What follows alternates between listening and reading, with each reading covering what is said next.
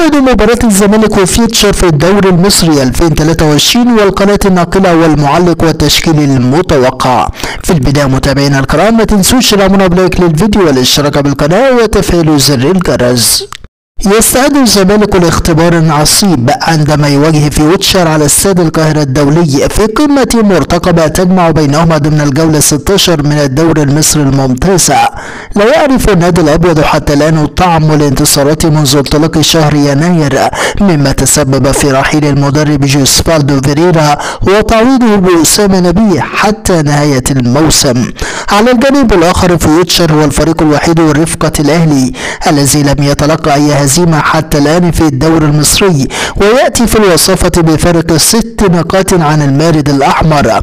الهزيمة تعني أن الزمالك دخل في نفق مظلم قد يجعله يتأخر كثيرا في ترتيب الدوري المصري، وتبدأ فرص وجوده في البطولات الإفريقية الموسم المقبل بالتضاؤل مبكرا. أما عن موعد المباراة، موعد مباراة الزمالك وفيوتشر هو اليوم الأحد الموافق 29 يناير 2023، وسيقام اللقاء على استاد القاهرة الدولية. ومن المقرر أن تنطلق صافرة بداية المباراة في تمام الساعة 6 مساء بتوقيت الجزائر والمغرب وتونس، 7 مساء بتوقيت مصر وفلسطين والأردن وسوريا والسودان ولبنان وليبيا، 8 مساء بتوقيت السعودية والعراق والكويت وقطر والبحرين واليمن، 9 مساء بتوقيت الإمارات وسلطنة عمان. أما عن القناة الناقلة للمباراة، تنقل مباراة الزمالك وفيوتشر كالعادة عبر شبكة قنوات اون تايم سبورتس الناقل الحصري لمنافسات الدوري المصري الممتازة، وستذاع المباراة بالتحديد على قناة اون تايم سبورت 1 HD.